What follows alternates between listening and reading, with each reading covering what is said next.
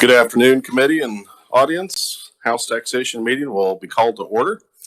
First item of business, as always, is requests for bill introductions. Do we have any requests for bill introductions? I do have one. It is RS 3630, and it is a city-county retailer sales tax bill. It addresses an issue that has happened up in Atchison County, and then it also takes a look at changing the requirements when a city or county does a election or holds an election, that the formula used to apportion that revenue is spelled out on the ballot. Any questions? Any objection? Seeing none, the request will be approved. Are there any other requests for bill introductions? Seeing none, we will move on to our first item of business for today, and that is a hearing on House Bill 2727. First, I would look to the revisor's office for an overview, please.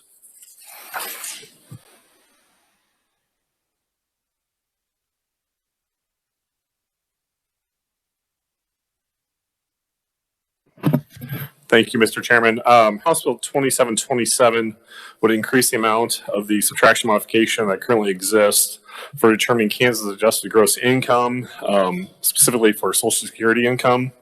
Currently, there's a hard $75,000 threshold for Social Security income to apply for, or to be able to apply for the subtraction modification. This threshold would be raised, so on top of the $75,000, income will be eligible for the subtraction modification to the extent that Social Security benefits would be reduced by 10% for each $1,000 of federal adjusted gross income that exceeds $75,000. So it'd be kind of a sliding scale downwards. And with that, I'd be happy to stand for any questions. Thank you, Mr. Siebers. Committee, any questions for the revisor? Representative Blex.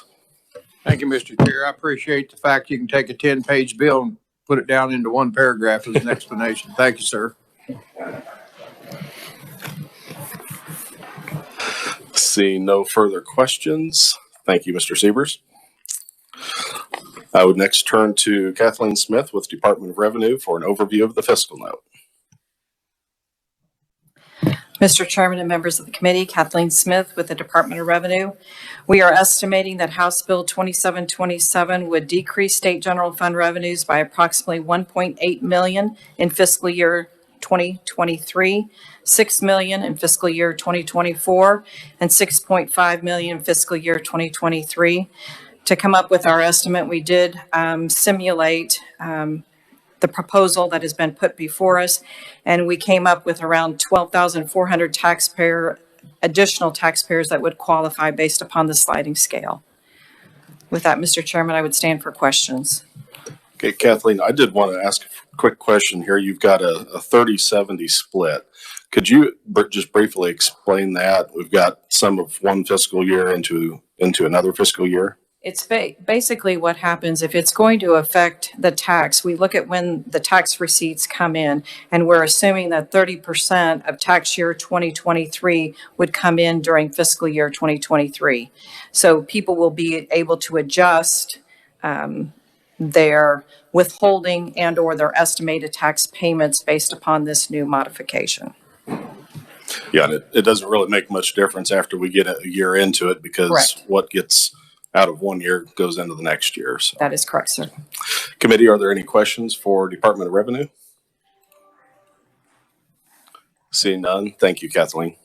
Oh, Kathleen, I have one last question for you.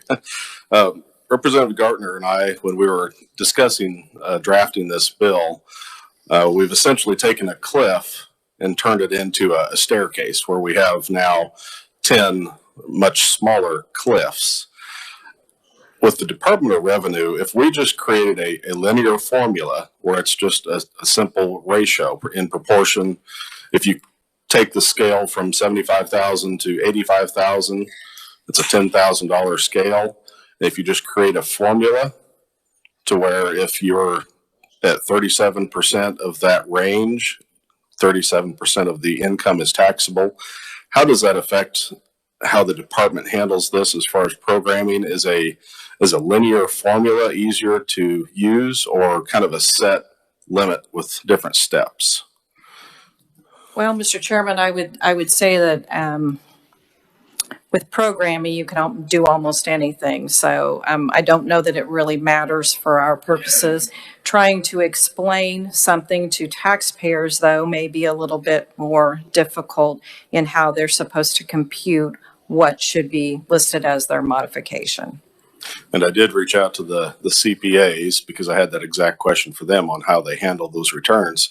Their answer was exactly the same. The computers, they program it into the computers, and it's really not hand calculated to cause a lot of mistakes or errors. So they didn't really have an opinion on that, but I would be interested in developing a formula to see what that scale, because we're trying to get rid of a cliff and we're creating a bunch of little steps. So if a formula would be more practical to use, that would be more accurate for the taxpayers as well.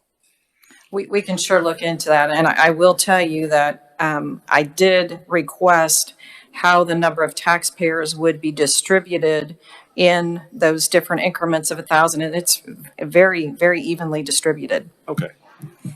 Good information. Thank you, Kathleen. I'll let you go now. Okay, committee, we will now turn to our testimony section and open up the proponent testimony.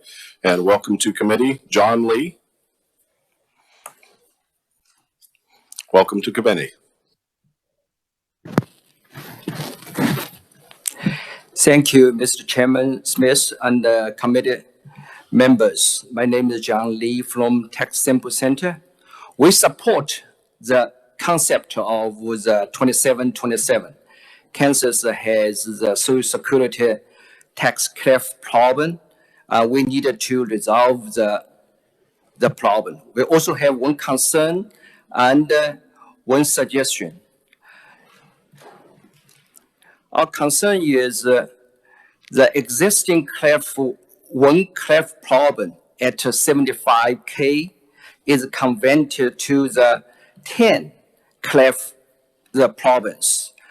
Right now, if the slight AGI difference, just like a few dollars, can cause 1,000 tax difference.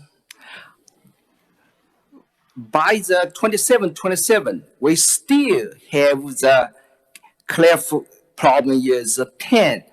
If $1 AGI difference in before 75K or after 75K still costs around $100 difference. So in our suggestion is just like Representative Smith mentioned to use a slope. So slope is just one formula to replace all. And also, the tax rate will be changed smoothly from the 100% to 0. Also, the samples in the slope can be used for the income tax, also property tax credit simplification also. For Social Security tax cliff, the reduction from the 10 brackets to 1 bracket is a 90% reduction. For income in the tax, the reduction is a 98% reduction. So you decide is to have this 90% or 98% reduction or not. Let's work together for Kansas. Thank you very much. So now I take us under your questions. Thank you, Mr. Lee. Committee, do we have any questions? Seeing none, thank you for your testimony. Thank you. I do not show any further proponents on House Bill 2727. Is there anyone else wishing to appear on behalf of 2727? Seeing none, we will close the hearing on House Bill 2727. I don't know how many more times I can say 27. And we'll open up the hearing on House Bill 2732, and first turn to the revisor's office for an overview.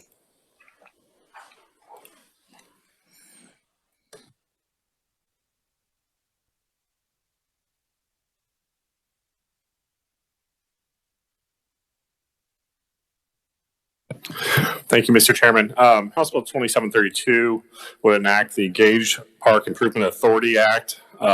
Essentially, under the bill, the Board of County Commissioners of Shawnee County could authorize the imposition of a sales tax countywide that when such funds would use to support the Gage Park Improvement Authority, which would be created under the act and if approved by the Board of County Commissioners.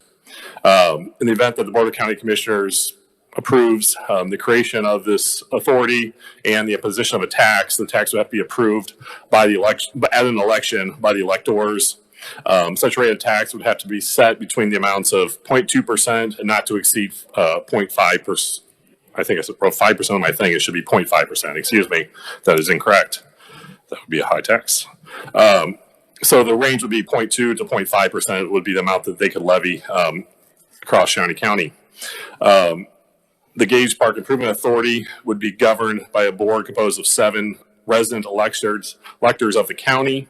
They would include the director of Shawnee County Parks or a designee, the director of Topeka Zoo or a designee, the director of the Kansas Children's Discovery Center or a designee, 2 members appointed by the Topeka City Council, and two members appointed by the Board of County Commissioners. Kind of another important factor, the bill lays out more administrative components that going through the main kind of components of the bill that may be of interest. Revenue received from the first 0.2% levied. So if they would levy 0.2%, this would how the revenue would be distributed. If they go above it, it would also lays out how to be distributed. But the first 2.2%, 22% of this amount collected would be distributed to Shawnee County for use from the portion of a benefit of Gage Park. 58% would be distributed to the Topeka Zoo. 15% would be distributed to the Kansas Children's Discovery Center. And then the remaining 5% would be allocated. It would be the same kind of route that the remainder, anything above 0.2% would go towards on the second page of my write-up. And this would include the acquisition, construction, improvement, equipment, operation, support, maintenance, and development of the eligible recreational facilities, community enrichment and outreach for the benefit of eligible recreational facilities, children's educational programming for the eligible recreational facilities, other items of public benefit and interest connected to Gage Park, and any actual and necessary expenses of the members of the authority in carrying out their official duties and reasonable administrative expenses. And with that, I'd be happy to stand for any questions. Thank you, Mr. Sievers. Committee, is there any questions? Representative Schmidt. Thank you, Mr. Chairman. Adam, after the first 0.2%, then that amount is determined by that board. They following those guidelines. Is that correct? Yes, I believe that's correct. The first 0.2% of the rate, if they would levy a 0.2%, it would be set by that kind of first pathway of how it would be the funds would be distributed. Above that, it would go towards kind of the second way. And that would be, and it lists 5 different things. So that would be determined by that board. Correct. Okay. Thank you. Thank you, Mr. Chairman.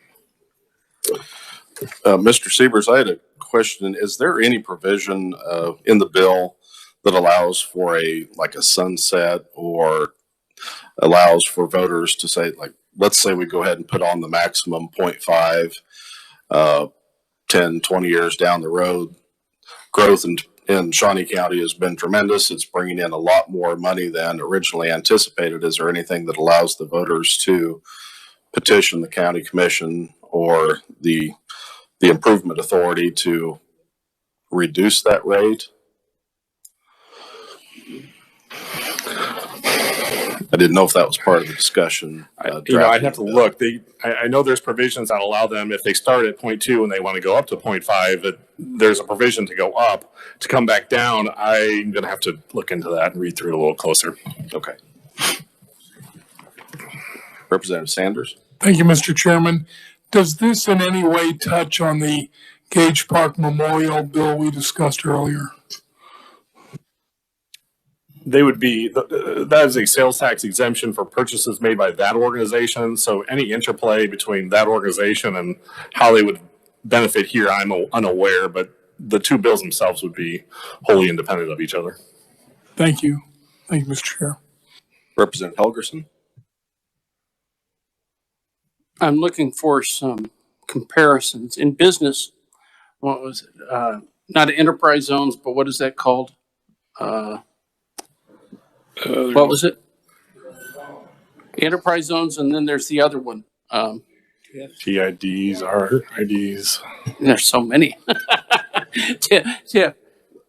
Where we are providing, we raise the sales tax or give the opportunity of raising the sales tax to benefit those private corporations by building roads or infrastructure or whatever.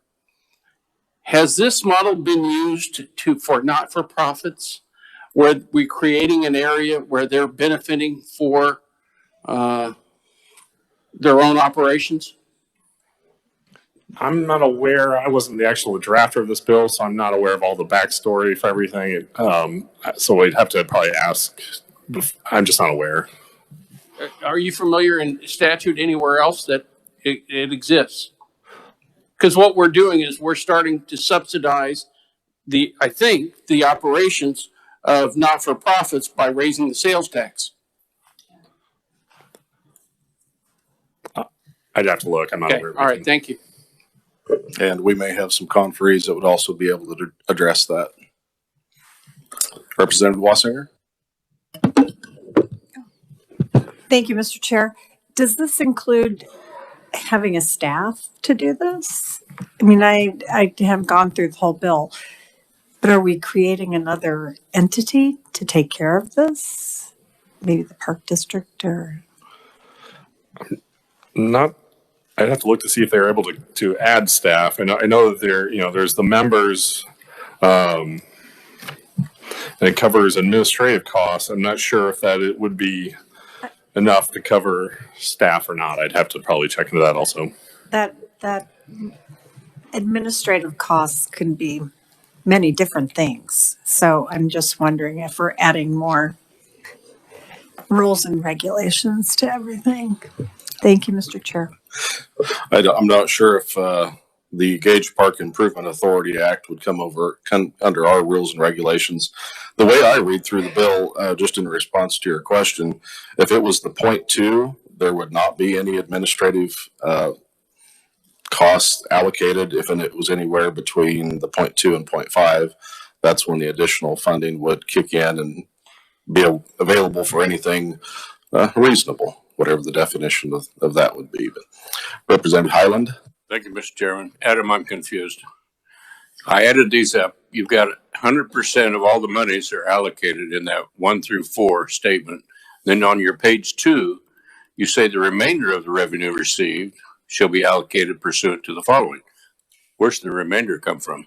That would be as if they would levy a tax above 0.2%. Oh, above 0.2. Okay, thank you, Adam. Thank you. Thank you, Mr. Chairman. Committee, any further questions for the reviser? Seeing none, thank you for that overview. Without objection, I think I'll pass over the fiscal note unless Department of Revenue has anything additional to share. This is mostly just a local sales tax bill, unless anyone would have a question on the fiscal note. Seeing none, we will open up our proponent testimony and welcome first to committee. I have listed Brendan Wiley via WebEx. Brendan, can you hear us? Are you joining us? Hello, Mr. Chair. Brandon Wiley. He is not on WebEx. Okay, we will move on to the next conferee, and if he does join, just get my attention. We'll put him on. Our next conferee, proponent testimony is Representative Fred Patton. Welcome back. Good to be back. Chairman Smith, Vice Chair Mason, Ranking Member Gartner, distinguished members of the committee, Representative Corbett. Thank you for the opportunity to submit testimony in favor of House Bill 2732. As I hope you know, my name's Fred Patton, and I spend a little time around here. I also appear before you today as a volunteer member of the Friends of the Topeka Zoo Board. As most of you know, whether it's putting up lights for zoo lights, playing with dinosaurs for Dino Days, which I hope you all check out, or planning for our zoo's future, I spend a lot of time volunteering at our zoo. It's such a pleasure to work with our amazing staff and volunteers to make our zoo a place that our community is proud of and that visitors outside of Topeka and Shawnee County want to visit.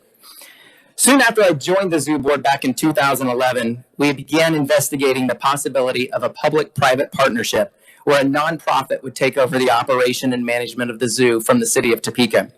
We visited other zoos, we looked at best models, we hired experts, and we had lots of discussions about what is best for our zoo here in Topeka.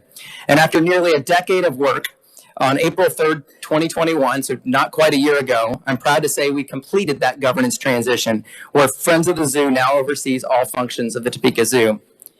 During that decade of study, we also looked at best models for funding a zoo. Historically, and right here in Topeka, zoos have been funded by local property taxes, along with guest admission and capital fundraising efforts, but primarily local property taxes. We discovered that many successful zoos have shifted away from a property tax to a sales tax. Zoos are tourist attractions that draw guests in from surrounding communities. Our zoo is no different, where 54% of our guests come from outside Shawnee County. In 2022, we estimate that to be 165,000 guests coming to Topeka from outside Shawnee County to attend our zoo. While the city of Topeka certainly benefits from the tourism dollars for those guests coming from Topeka, I personally think it's unfair that the property taxpayers have to bear this burden of solely supporting the zoo. So after a lengthy study with a coalition of partners, and you'll hear from some of them today, we introduced House Bill 2732. In addition to the zoo, Gage Park is the home to a number of things, the Kansas Children Discovery Center, and then several attractions overseen by Shawnee County. The mini train, which opened this weekend, you probably saw in the news. They've got the carousel, there's park areas, there's a pool, there's the children's theater. There's lots of things going on in our park. And hundreds of thousands of visitors each year come to Gage Park to partake of those activities. The education program's there, and its beauty. By partnering together, we feel confident that the synergy will result in greater benefit to our local community, to the tourists who visit our parks, and to the taxpayers that financially support the entities in the park. To us, HB 2732 is just the next step in this process. It will enable us to move forward with community discussions, polling to see what our community would support, and other activities to determine what the residents of Topeka and Shawnee County find important for Gage Park and its various entities. Once that information is gathered, this bill will then allow Shawnee County voters to determine whether the Gage Park Improvement Authority should be created, and if so, whether a fraction of a sales tax percentage should support it. If ultimately passed by the voters, we believe that this will pass the burden from supporting the zoo from the local property taxpayers to tourists and visitors to our community. It allows us to keep up the good work we've done over the past decade and will enable us to continue improving Gage Park and the entities that call it home, while we're also decreasing the burden on the property taxpayers. Thank you for considering my testimony, and I'm a little hesitant to say this, but I'm happy to stand for questions. Committee, do we have any questions for the distinguished representative? Representative Corbett. Representative Helgerson. Representative Patton. Yes. First, let me commend you for all the work that you've done for the zoo. It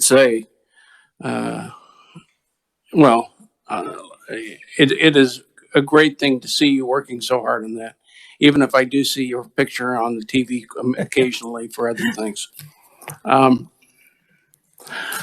Is this the first time that I can think of that we've had not-for-profits come together to create a sales tax area? And so I'm going to explore the whole philosophy behind this. And in order to substitute for property taxes, but also to substitute for the county and the city raising the taxes and funneling the money to you. Are you aware of any other? I am not aware of any other. We initially looked again at zoos outside of Kansas, and so we saw things like the St. Louis Zoo and the Kansas City Zoo, which happens to be in Missouri. And we spent time studying their model and meeting specifically with the Kansas City Zoo to see how they set theirs up. But I'm not aware of any other situations in Kansas where zoos or any other nonprofits have tried to shift from, certainly that we're already getting tax revenue, shifting from property tax to sales tax. Are you envisioning that within Gage Park, it would not extend past that, and you're ultimately using your own sales tax that is collected for the benefit of the entities that are listed? So to answer your first part of your question, I do not envision this going beyond Gage Park. And we were pretty, as we had discussions with people, I didn't want this to expand to the entire park system in the county or other entities that wanted in.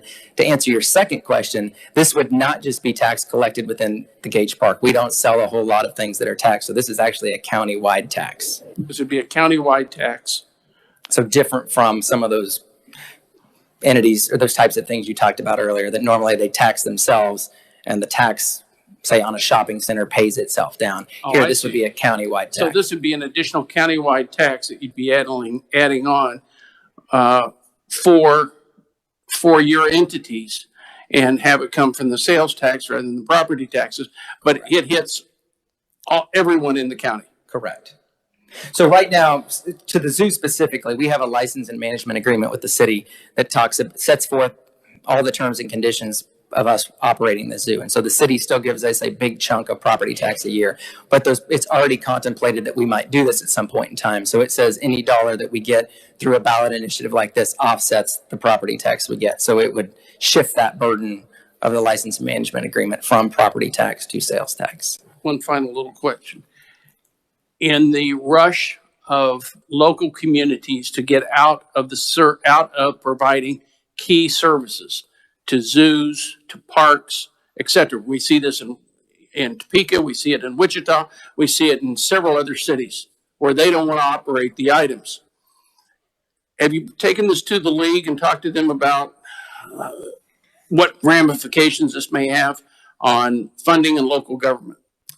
Have not. We visited with the city of Topeka and Shawnee County, or at least representatives thereof, but not beyond that. Okay, thank you very much.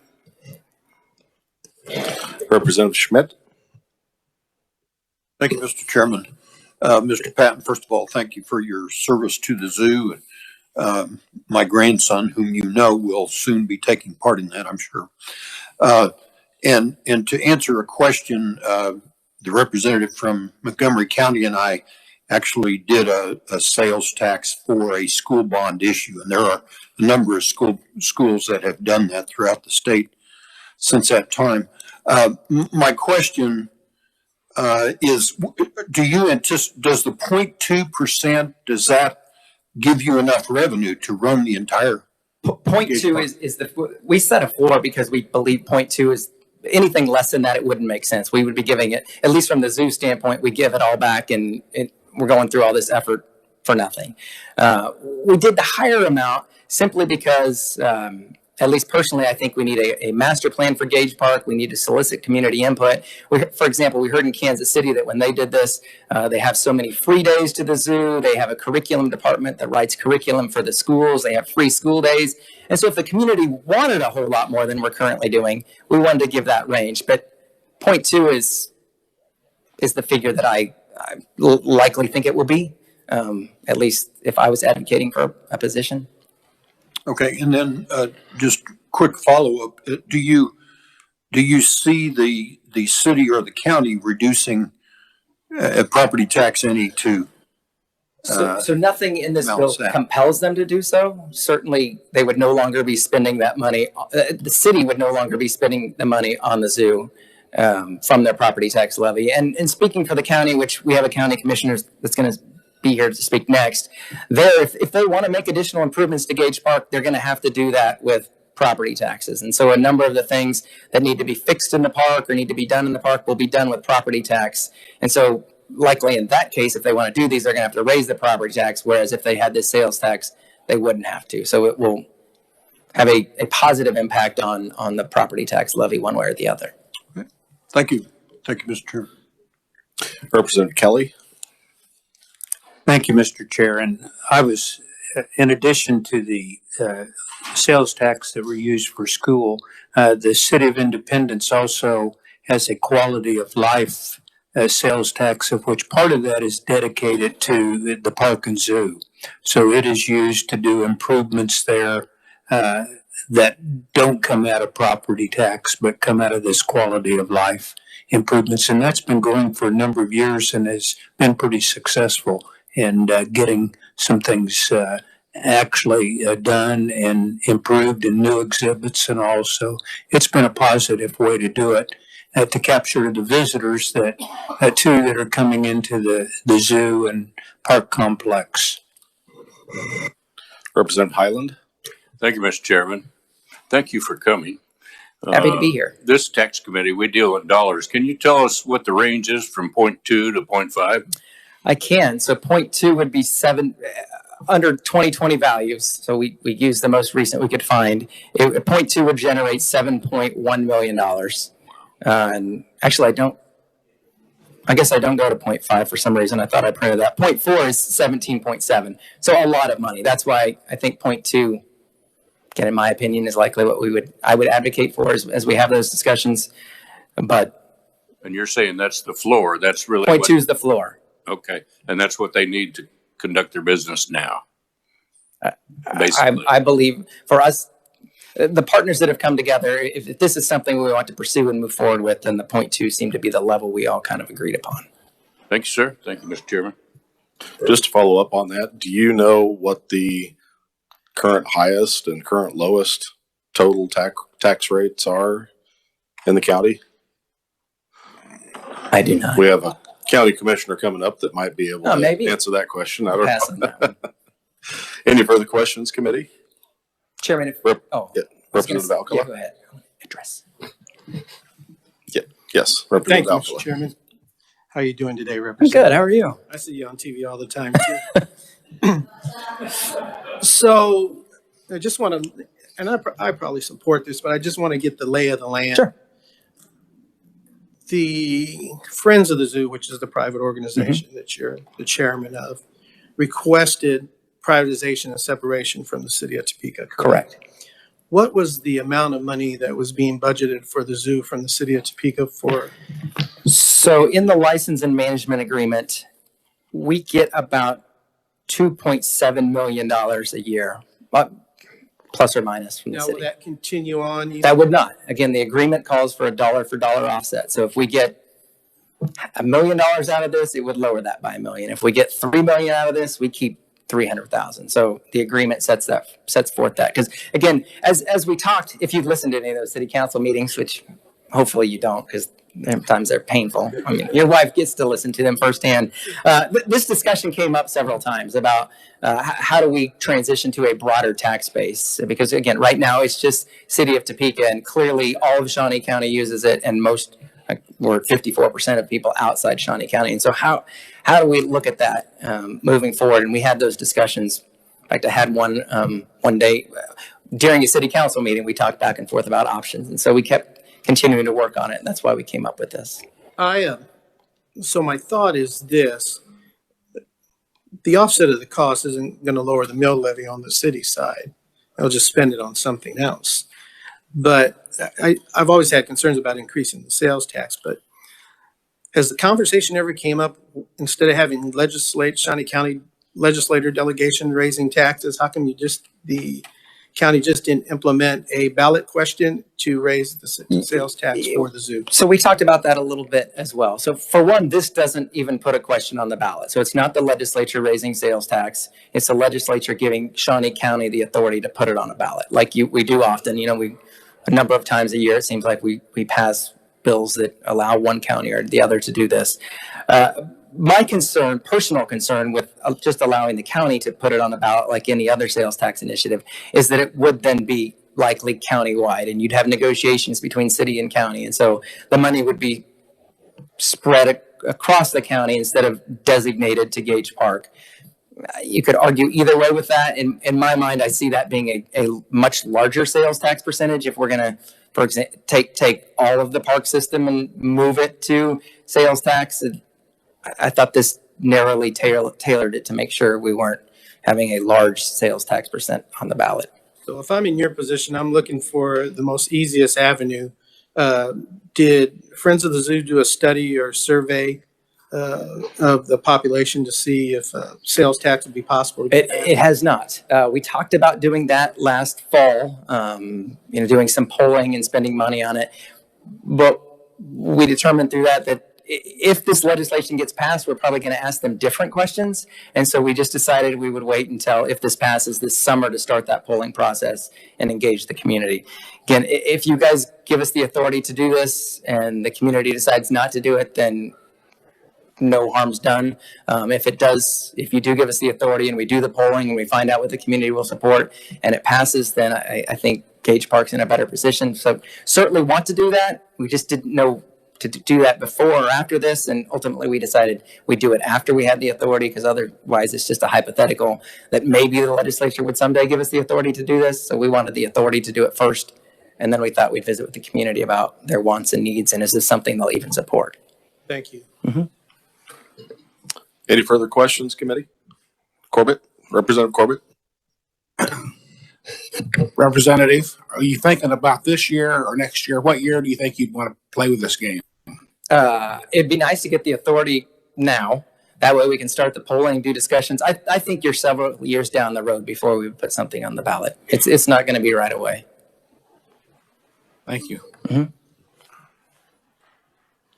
Any further questions? Did you have another comment? Well, I was just going to say to Representative Wassinger's question, we're not contemplating staff. In fact, I think the appointees that we put on there, I don't think any of them would want to have staff. If that's a concern, we're certainly open to an amendment to make sure we don't consume a lot of staff and spend money on that. I mean, the goal is to spend it all in the park and park operations and the entities in there. Thank you, Representative Patton. Seeing no further questions, thank you for your testimony. Thank you all. Our next proponent, and I apologize if I do not pronounce this correctly, Danae Mosier.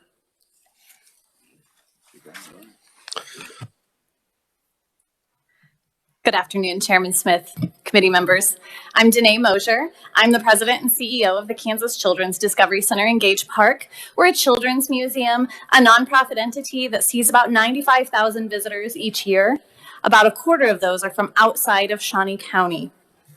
Today, I stand here strongly in support of House Bill 2732, which would allow the citizens of Shawnee County the opportunity to create the Gage Park Improvement Authority and develop and grow one of the most treasured areas in our county. So I ask you today to consider that. Consider the beauty of the collaboration that is taking place. We have the world-famous Topeka Zoo, Shawnee County Parks and Recs, and the Kansas Children's Discovery Center coming together to strengthen our community, to improve the quality of life, and we're asking you to give the citizens the opportunity to support that. Thank you for the opportunity to speak. I would stand for any questions. Thank you. And I'd just like to say, when I first joined the legislature and my young kids came down here, they absolutely were fascinated by the Discovery Center. That was a tremendous place that I wasn't even aware of it. So you've done a great job there, and it's very well appreciated. Thank you. Committee, are there any questions? Representative Schmidt. Thank you, Mr. Chairman. I want to second what you said about that with my grandkids, but I can understand why now, because I'm reading through here. You are a former teacher and administrator, so that's why it works so well. Thank you. Thank you. Any further questions? Looks like Representative Patton took the bulk of our questions. Thank you so much for your testimony. And our next conferee would be Commissioner Aaron Mays.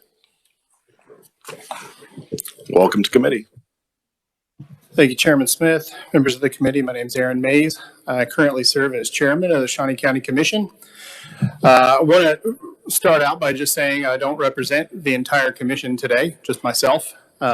We didn't talk about this in a public meeting, and so therefore I cannot do that. So we operate all of Gage Park except for the zoo and except for the Kansas Children's Discovery Center.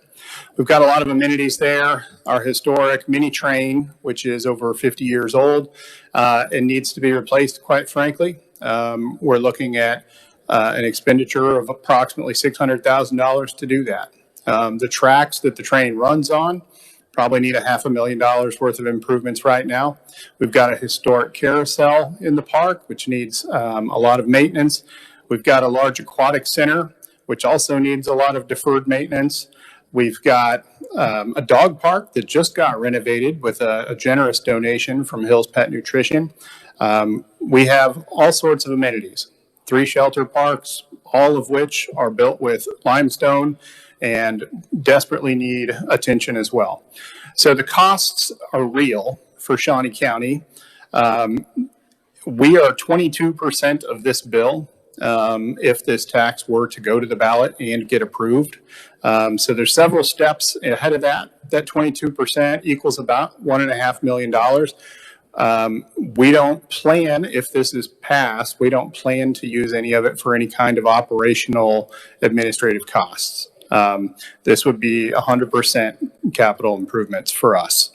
The park is, I'm going to give a couple of statistics here. Last year, the Aquatic Center had almost 28,000 attendees, paid admissions. The mini train had almost 70,000 riders. The carousel had almost 12,000. We also operate a couple of camps. The Back to Nature camp, which is probably our biggest, most popular camp, which operates out of the Big Gauge Shelter House, had over 1,600 campers last year. We also operate a Civitan camp for special needs kids. That one had over 833, or actually exactly 833 campers, which are not all from Shawnee County. So people, it's kind of a destination camp, if you will. Gage Park's been voted in the Best of Topeka as best park, best family entertainment, best free entertainment, and best place to have a birthday party in Shawnee County. So you had asked about the sales tax. In the city of Topeka right now, the base rate is 9.15%. That includes, I believe, 6.5% is the state, 1.15 is a countywide. Part of that, though, is for Washburn University. They have an allocated countywide sales tax. The other county portion was used to renovate the Stormont Vale Event Center, do a number of infrastructure improvements, a bridge replacement program that we've operated throughout the county, and some economic development parts as well. And then I believe the city of Topeka has a 1.5%. And then there are also several what we call CIDs, Community Improvement Districts, which I believe is what Representative Helgerson was referring to earlier, and those go up to 2%. So long story short, the highest it would be in Shawnee County would be 11.15. But that there's really only a couple of shopping centers that have that right now. We don't see this as a tax increase, at least not yet. And if it is a tax increase, it needs to be approved by the voters. So we'd love to lower the mill levy. And this is an opportunity for us to find a way to fund some necessary improvements from other sources. So thank you for your time. I'd be happy to stand for questions. Thank you, and thank you for addressing that total tax rate. I was just curious. I didn't spend time before the meeting today to look that up. But committee, are there any questions? Representative Corbett. Just to give the committee kind of a grip on the cost, what your budget is for Parks and Rec. Can you tell us what that is today? Approximately 17 million right now for countywide. So obviously this is just for Gage Park, but we do have parks in just about every neighborhood in town. You got a lot of parks. Yeah, we probably more than we need, I would say, but yeah, so about 17 million right now. That's out of a countywide budget that's about 110, 115 million. Oh, yep. Thank you. Do you know off the top of your head what one mill raises in Shawnee County? I'd hate to make a guess. Okay. I can look that up. I'm just curious if you had that off the top of your head. I don't. Okay. I can speculate, but I don't want to go on the record guessing. Smart man. Representative Sanders. Thank you, Mr. Chair. Do you have any idea how that 11.15 compares with local sales tax rates around the state? I don't. It varies from place to place. I mean, we have parts of Shawnee County outside of the city of Topeka that pay much less than that. I think, what is it, 9.15 I said, but you take away the city's 1.5 and you've got below 8%. I don't know what other communities have though. I'm sure it's all over the place. Thank you, Mr. Chairman. Representative Baker. Thank you, Mr. Chair. I know in Manhattan they have some that are 11.2, some of those SIDs. I guess my opinion is, if they want to have all those things and tax themselves for it, that's their business. That's good luck to them. Committee, are there any further questions? Representative Alcala. Commissioner, how are you? Great. You're a lot better looking than your dad, but I'll tell him you said that. So I've heard everybody up here pitching. I love the Discovery Center. I think it's great. Representative, would you mind moving the mic just a little bit closer? I've never had a problem anybody hearing me. But my question is, I didn't hear anybody talk about the theater in the park. Is it still there? Yeah. So Helen Hocker Theater is a community center or community theater that dates back. I think the building it's in is, I would say, well over 100 years old. It was the original bathhouse for the Gage Park pool, which was converted to a theater, I want to say maybe in the 60s. I'll tell you, that building is in pretty sad state of affairs right now. It's a very old building. It's a great program, though, that they run out of there. A lot of kids go there for summer camps. We have what they call the Bathhouse Players, which is a group of high school kids that do shows throughout the year. And we do contract out the management of that building to Topeka Civic Theater. So we own the building. It is on the portion of the park that is right next to the zoo. And so, I don't want to speculate on what would happen with that if the zoo were to expand, but that's certainly a building that we want to preserve if possible. So it's not on the scope of getting part of this funding then, because there's the zoo, and then there's Gage Park, and then there's the Discovery Center.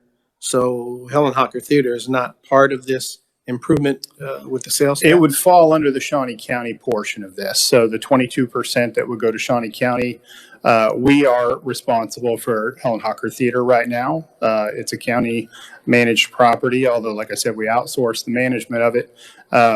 So it does not have an allocated funding source out of this. So has there been talk about, because if this passes, there is going to be expansion. Has there been talk about keeping Helen Hocker Theater, or the lease would be null and void and they'd have to go someplace else?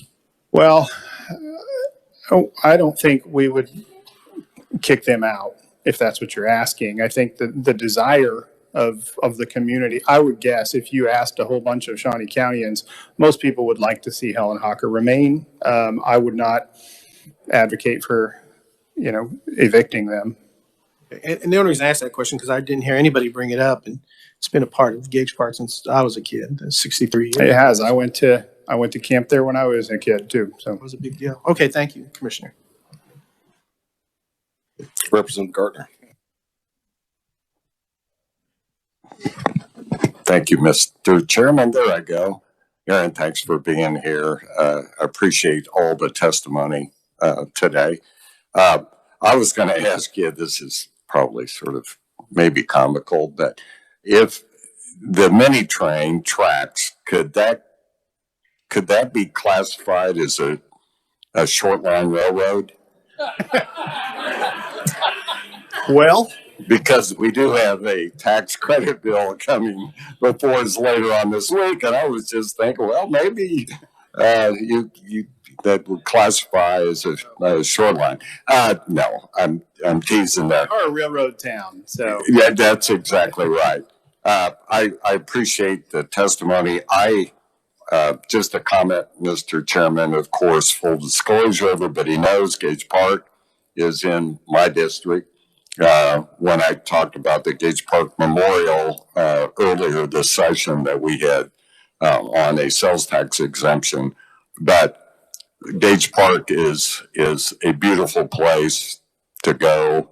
It has so many different amenities. I relate to the representative from Montgomery County. I've seen the Independent Zoo also, and it's in good shape. And I think this is the way to go, to let the voters decide whether or not they want to have sales tax go to support Gage Park Discovery Center.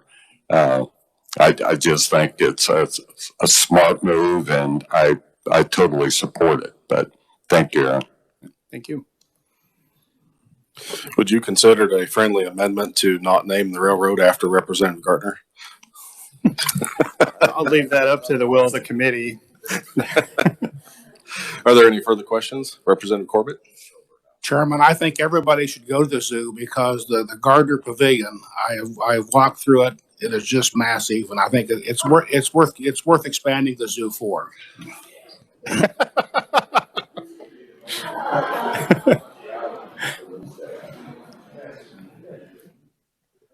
Any further questions? Representative Helgerson. I think you said that one of the entities receives countywide support, the parks. Another one of the entities receives a trade-off, and if there is additional money provided by the sales tax, it's going to be a one-for-one trade-off. The third one, the Discovery Place, does that receive city or county funds? I don't believe so. Okay. Yeah. So Discovery Center was built with, was it 100% private donations or pretty? Yeah, it's an entirely private entity right now, 501c, I think 501c3. The zoo is the part of Gage Park that receives City of Topeka funding. Okay. And up until, like, as Representative Patton referred to, up until I believe just last year, they were receiving an allocation of property tax dollars before privatizing. Now they still receive those, but they are outside of the City of Topeka. The portion that we fund through Shawnee County taxpayer dollars is everything else except for those two things. Could not the city and the county just raise their own sales tax? Because I don't think they've reached the maximum, and fund whatever those entities want. Well, it's an idea that's been kicked around. So when these conversations began a long time ago of to what to do, it was really an idea that was presented by the Discovery Center and the zoo to Shawnee County. I think the fear that they have is that by expanding this countywide, if it were going to be a Shawnee County tax, that it would go towards all parks most likely. And that's not the desire of the folks that brought the bill necessarily. So there's a lot of ways that we could do it. Yes. But if it is voted on and they decide, because these are the most popular, visible, great projects out there, and they're able to get the funds, you're able to, since there's some amount of transfer off of the county is able to raise it, or is it the county or the city, raise additional taxes still? Well, so I think there's one of the most interesting things about this bill is the three different entities involved. You've basically got three entities that currently all have different funding sources within the same 160 acres of Topeka. And so it's sort of tough to combine all three of those into a single stream of revenue, which is what this bill aims to do. Because we have a city entity, more or less a city entity, I'm sorry to refer to it as that, but they do, the zoo receives city money. the Discovery Center is self-sufficient right now, and I believe they've got some deferred maintenance that they want to take care of as well as administrative costs, and then Shawnee County. So I don't know if that answers your question, but it's a unique situation in that there's three entities trying to get the same pot of money, basically. Thank you. Any further questions? Seeing none, thank you for your testimony. Thank you. Committee, that concludes our proponent section of the testimony. I did not see Mr. Wiley join online, so we will consider that the completion of our proponent testimony unless I missed anyone. Seeing none, I'd like to address your attention to the written-only testimony also provided within your packet. I show no neutral or opponent testimony. Is there anyone else wishing to appear on 2732? Seeing none, we will close the hearing on House Bill 2732. Committee, it is my intention to work a couple of bills yet this afternoon. If I could draw your attention first to House Bill 2724. And while you're getting your testimony and documents together, I would look to the revisor's office for a quick overview on 2724. Thank you, Mr. Chairman. House Bill 2724 would exclude the statutorily imposed 20 mills that is used to finance education from the calculation of the revenue neutral rate when determining whether the notice and public hearing requirements would apply for a school district in order to exceed the revenue neutral rate. Accordingly, the provision would apply for tax year 2022 and thereafter.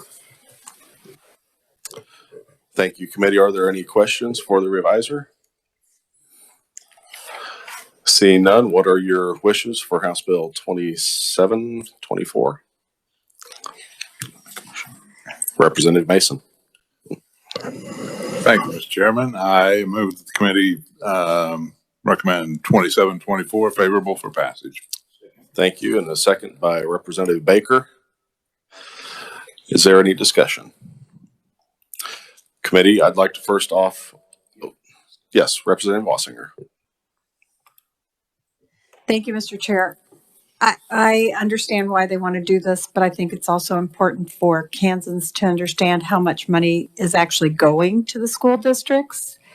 And by being let off of this transparency bill, it causes me a little bit of heartache because of I think we need to see what's going on. And they need to see how much money there is, because I get emails all the time saying, more money, more money. And I would like to make sure that people know what's going in there. So I will be voting no. Thank you, sir. You may want to hold on that because I have an amendment that hopefully will clarify that. Committee, if you'll remember during the discussion of the hearing, the bill actually does pull the 20 mills out of the notification. So my intention was just to not have that 20 mills be the only trigger that would cause that hearing requirement. So I have an amendment that will take care of that.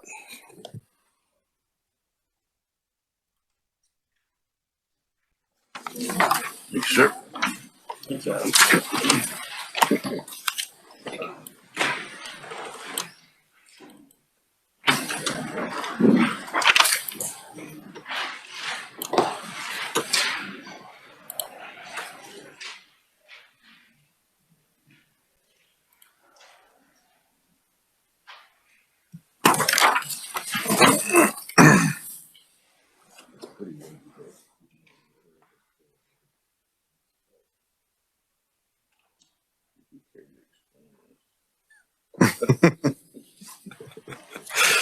Mr. Sievers, would you care to give a quick explanation, please?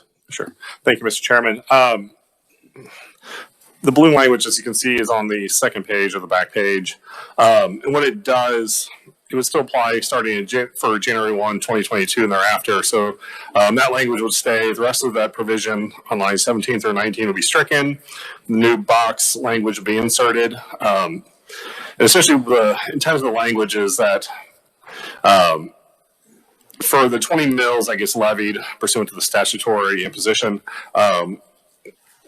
that if that is the only reason for the exceeding the revenue neutral rate, the school district will be deemed to have not exceeded the revenue neutral rate. So we won't be taking out the 20 mills, but if for that amount, if they go above the revenue neutral rate, they'll be deemed to be in compliance with the revenue neutral rate when levying their property tax. It would not be subject to the notice and hearing requirements that would otherwise be in effect.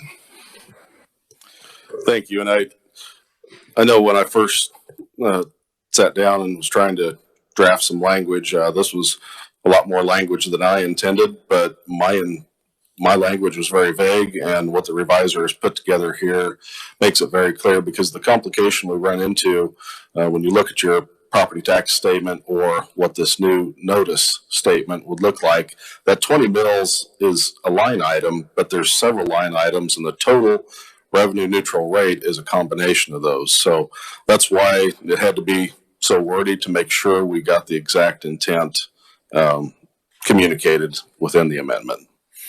But I would look for a second. Representative Gardner, and further discussion.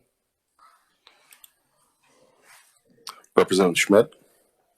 Mr. Chairman, the question I have is, so if there is an increase on several items, would it still be listed as the 20 mil was exceeded as well, if it wasn't the only one that was raised? The way it should look on the notice is your revenue neutral rate for the school district will be a combination of all of your line items. Now, if the increase because of the 20 mills, because school districts, as you know, can't adjust that 20 mills, that's statutory. So if the increase on the bottom line is only as a result of that 20 mil increase, it does not trigger that revenue neutral hearing. Now, within the other funds, one could go up, one could go down, but as long as that final number does not go up, it does not trigger the need for the hearing. Okay.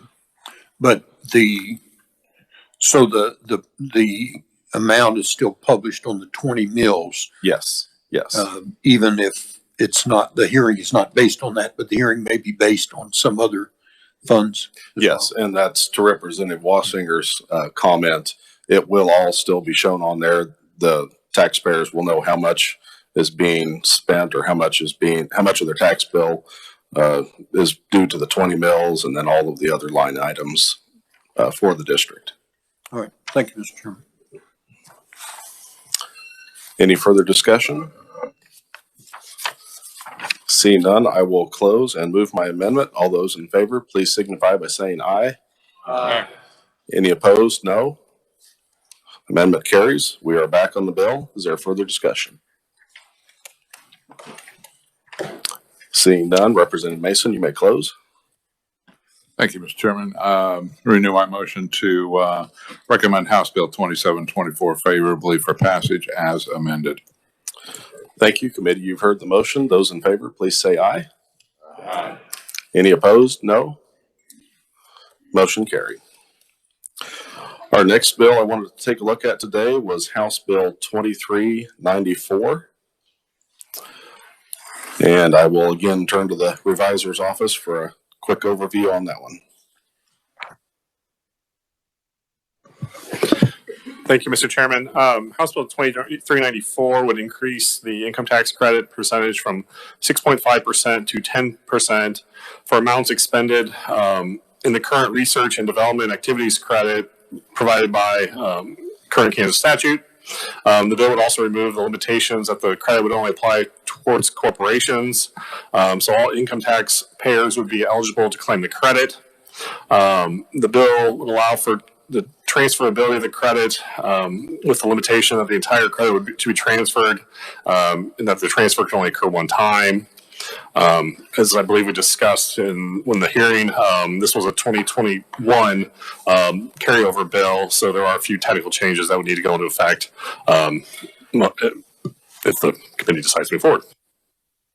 Thank you, committee. Are there any questions for the revisor? Seeing none, what are your wishes with House Bill 2394? Representative Mason.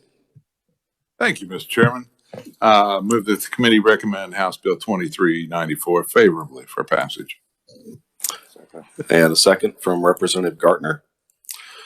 And as Mr. Sievers stated, I do have a technical amendment to offer just to change the dates, implementing that in fiscal year or January 1, 2023.